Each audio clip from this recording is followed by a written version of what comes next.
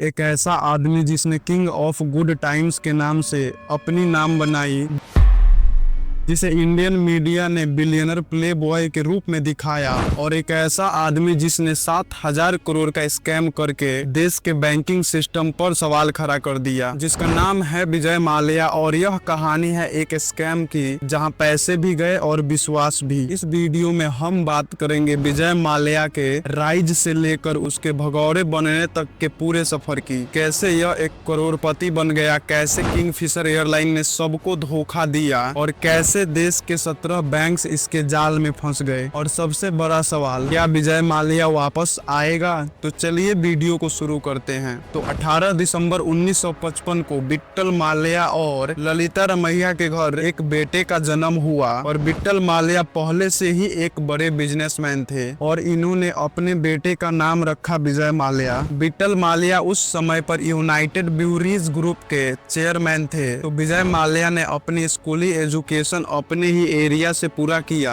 फिर अपना कॉलेज पूरा करने के लिए एल.ए. मार्टिनरी कॉलेज में एडमिशन लिया जो कोलकाता में है। विजय माल्या की लीडरशिप स्किल बहुत अच्छी थी उसके अर्ली डेज में, तो उसे उसके कॉलेज के फाइनल ईयर में अपॉइंट किया गया था as the captain of hasting house. उसके बाद विजय माल्या ने अपना एडमिशन लिया सेंट जेवियर्स कॉलेज में, और यह भी कोलकाता में ही है। और यहाँ से विजय माल्या ने बैचलर ऑफ कॉमर्स की डिग्री ली 1976 में। और विजय माल्या जब कॉलेज में था तब से ही वो अपने फैमिली बिजनेस को लेकर इंटरेस्टेड था। तो यह देखते हुए विट्ठल माल्या ने विजय माल्या को अमेरिका भेज दिया फार्मास्यूटिकल गैंग स्टोक्स के साथ काम करने के लिए। यह भी यूनाइटेड ब्रूअरीज का ही पार्ट था, बट यह अब्रॉड था, इसलिए विजय माल्या को भेजा गया था कि वो इंटरनेशनल बिजनेस प्रैक्टिस भी कर ले। और वहीं 1983 में विट्ठल माल्या की हार्ट अटैक से डेथ हो गई, जिससे विजय माल्या को वापस इंडिया आना पड़ा। और विजय माल्या की 28 ईयर की एज में यूबी ग्रुप का चेयरमैन बना दिया गया, जिससे यूबी ग्रुप के टॉप लेवल के एम्प्लॉइज और मैनेजर्स खुश नहीं थे, बट उन्हें ना चाहते हुए भी विजय माल्या के साथ काम करना पड़ा। और विजय माल्या के चेयरमैन बनने के बाद यूबी ग्रुप बहुत ज्यादा ग्रो हुआ और बहुत से अलग अलग कंपनीज को इक्वायर किया, ओवर 60 कंपनी को। और एक साल में ही यूबी ग्रुप का टर्नओवर 64% तक इंक्रीज हो गया 1998 से 1999 के बीच। और इक्वायर किए कंपनी में से कुछ कंपनी थे मैकडॉनल्ड, एशिया, एज न्यूज, ऐसे बहुत सी कंपनी थी। और साथ ही साथ विजय माल्या बहुत ज्यादा पॉपुलर भी हो रहा था, न्यूज चैनल्स और न्यूज पेपर में उसका हमेशा जिक्र रहता था। उस समय पर सबसे ज्यादा चर्चित बिजनेसमैन था। और विजय माल्या के चेयरमैनशिप में यूबी ग्रुप के एक कंपनी यूनाइटेड स्पिरिट ने 100 मिलियन की सेलिंग की, और यह company second largest spirit company बन गई थी वर्ल्ड में। 2012 में विजय ने इस कंपनी का डील डियाजियो से कर दिया और कुछ माइनॉरिटी स्टेक अपने लिए रिटेन कर लिया था। वहीं विजय माल्या की बात करें और किंगफिशर कंपनी की बात ना हो, ये हो ही नहीं सकता। तो किंगफिशर एक इंडियन बियर ब्रांड है, इसे लॉन्च किया गया था 1857 में, बट विट्ठल माल्या ने इसे फिर बंद कर दिया था। और विजय माल्या जब एक दिन कंपनी के कुछ पेपर्स को देख रहा था तब उसे किंगफिशर के डॉक्यूमेंट्स मिले, जिसे देखकर विजय माल्या ने किंगफिशर को फिर से रीलॉन्च करने की बात करी। और 1978 में विजय माल्या ने किंगफिशर को रीलॉन्च किया, और किंगफिशर ने इंडिया में 36% से ज्यादा मार्केट कैप्चर कर लिया था और पूरे 52 कंट्रीज में अवेलेबल था। और किंगफिशर एक ऐसा बियर ब्रांड था जो इस लेवल पर इंटरनेशनल मार्केट में राज कर रहा था। और विजय भी जानता था कि अगर उसे अपनी कंपनी को अच्छे से चलाना है तो उसे पॉलिटिक्स में उतरना पड़ेगा। तो 2002 में विजय राज्यसभा के लिए इलेक्ट हुआ as a independent member Janata Dal और इंडियन नेशनल कांग्रेस पार्टी के सपोर्ट से। और यहीं से इसने पॉलिटिशियंस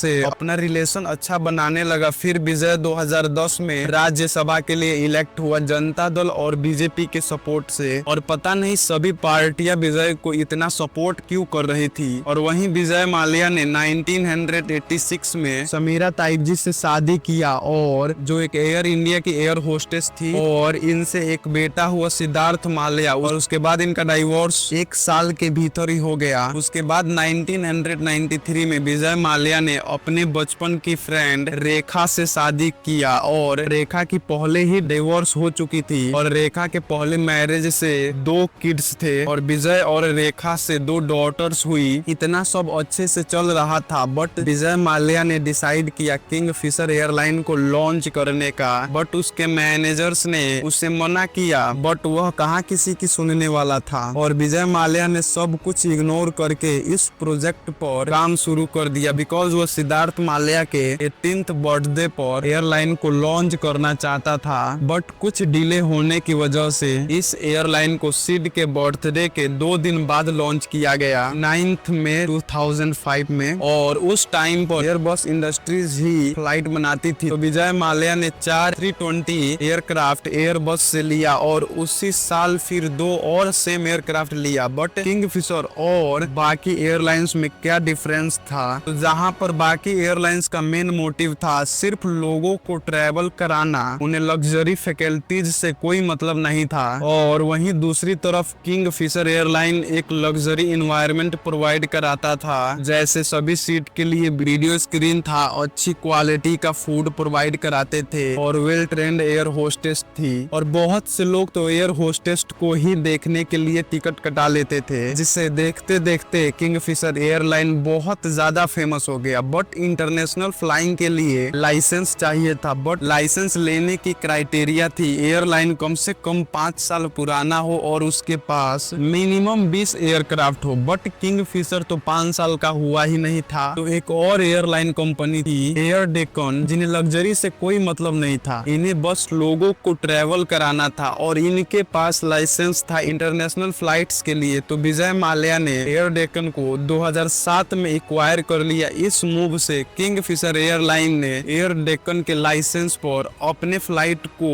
इंटरनेशनल ट्रैवलिंग के लिए यूज करने लगे और बाद में एयर डेक्कन का नाम चेंज करके किंगफिशर रेड कर दिया। बट एयर डेक्कन को एक्वायर करने के बाद किंगफिशर का जो इमेज था प्रीमियम फैकल्टीज का, वो छिपने लगा। बट किंगफिशर एयरलाइन ने अपने लग्जरी फैकल्टीज को और ज्यादा बढ़ाया और एयर डेक्कन के टिकट के प्राइस थी उससे भी इंक्रीज कर दिया। तब लोगों ने एयर डेक्कन से ट्रैवल करना ही छोड़ दिया, जिससे किंगफिशर एयरलाइन को घाटा लगने लगा। और किंगफिशर एयरलाइन बहुत ही जल्द इंडिया के एयर ट्रैवल मार्केट में लार्ज शेयर होल्ड कर लिया था, बल्कि दिसंबर 2011 तक सेकंड लार्जेस्ट शेयर होल्डर थी डोमेस्टिक फ्लाइट मार्केट में। बट किंगफिशर जब से शुरू हुआ था तब से कभी भी प्रॉफिट नहीं बना पाया, हमेशा लॉस में ही था। जैसे 1609 करोड़ का लॉस हुआ 2008 से 9 में, 1647 करोड़ का लॉस हुआ 2009 से 10 में, 1027 करोड़ का लॉस हुआ 2010 से 11 में और 732 करोड़ का लॉस हुआ 2011 से 12 में। फिर भी विजय माल्या ने आंख बंद कर किंगफिशर एयरलाइन को एक्सपेंड किया।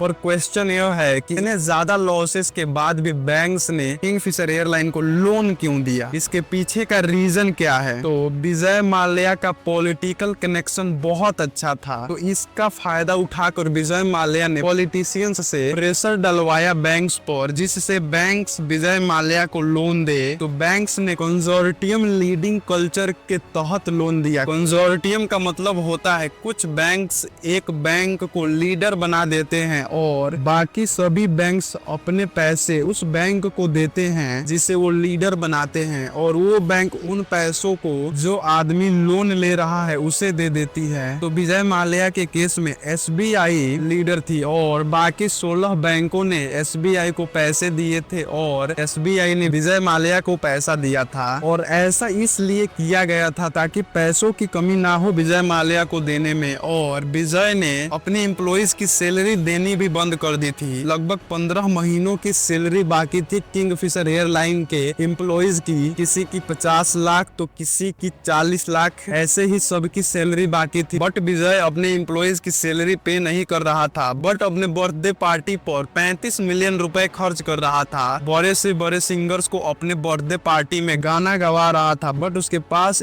एम्प्लॉइज को सैलरी पे करने के पैसे नहीं थे। विजय माल्या को स्पोर्ट का भी बहुत शौक था। उसने आईपीएल में एक टीम भी खरीदी थी, आरसीबी, और जो पैसे बैंक से लोन लिया था उसे किंगफिशर एयरलाइन में ना लगाकर आरसीबी टीम पर खर्च किया था। लगभग 3500 करोड़ रुपए अपने दूसरे बिजनेस में इन्वेस्ट किया था। अपने खुद के पर्सनल यूजेस के लिए विजय माल्या ने उन पैसों का यूज किया था और कुछ पैसे अब्रॉड भी भेजे थे फॉर्मूला 1 टीम के लिए। वहीं विजय माल्या ने टैक्स में भी फ्रॉड किया था। जैसे किंगफिशर एयरलाइन अपने एम्प्लॉइज की सैलरी से टीडीएस काटती थी और वेंडर पेमेंट से भी काटती थी, बट उस टीडीएस को टैक्स डिपार्टमेंट में जमा नहीं कराती थी, बल्कि इसे विजय माल्या अपने ही पास रख लेता था। और यह एक सीरियस वायलेशन है अंडर इंडियन टैक्स लॉज। और इनकम टैक्स डिपार्टमेंट ने 2008 से 2012 के बीच बहुत बार नोटिस किया और यह पेमेंट लगभग 300 करोड़ से प्लस हो चुका था। और बाद में आईटी डिपार्टमेंट ने विजय माल्या और किंगफिशर एग्जीक्यूटिव्स पर प्रोसेक्शन केस फाइल किया और मुंबई कोर्ट ने टैक्स एवेजन के लिए एक नॉन बेलेबल वारंट इशू किया विजय माल्या और किंगफिशर एग्जीक्यूटिव्स के अगेंस्ट। और बाद में ईडी और सीबीआई ने विजय माल्या पर मनी लॉन्ड्रिंग के चार्जेस लगाए और यह सभी क्रिमिनल लॉज के अंडर आता है। किंगफिशर एयरलाइन पैसेंजर्स से सर्विस टैक्स लेती थी टिकट्स पर, बट वो गवर्नमेंट के पास डिपॉजिट नहीं करती थी, अपने पास ही रख लेते थे और यह अमाउंट अराउंड 100 करोड़ से 200 करोड़ के बीच था। तो विजय माल्या ने केवल बैंक से ही फ्रॉड नहीं किया था बल्कि उसने टैक्स में भी फ्रॉड किया था। और 26 फरवरी 2016 को विजय माल्या ने बैंकों को एक सेटलमेंट ऑफर दिया 4000 करोड़ रुपए प्री पे करने का 7000 करोड़ के बदले। तो बैंक्स ने इस ऑफर को रिजेक्ट कर दिया और 1 मार्च 2016 को 17 बैंक्स गए डीआरटी विजय माल्या को देश छोड़ के भागने से रोकने के लिए, बट कोर्ट का कोई ऐसा ऑर्डर नहीं था। तो विजय माल्या लीगली फ्री था ट्रेवल करने के लिए और इंटेलिजेंस और लीगल ओवरसाइट्स को विजय माल्या पर नजर रखने को कहा गया था, बट उतने स्ट्रांगली विजय पर नजर नहीं रख रहे थे और इमिग्रेशन अथॉरिटीज ने अलर्ट नहीं किया था विजय माल्या को एयरपोर्ट पर रोकने के लिए। और जब तक अथॉरिटीज ने रियलाइज किया तब तक वो लंदन के लिए निकल गया था, ऐसा बताया जाता है। बट विदाउट पॉलिटिशियन सपोर्ट वह कहीं पर भी नहीं जा सकता था। तो आप लोग समझ ही सकते हो। तो 2 मार्च 2016 को विजय माल्या इंडिया से भाग गया लंदन के लिए और अब की बार विजय माल्या अपने पर्सनल जेट से नहीं गया था बल्कि वह जेट एयरवेज के फ्लाइट से गया था और उसने एक डिप्लोमेटिक पासपोर्ट यूज किया।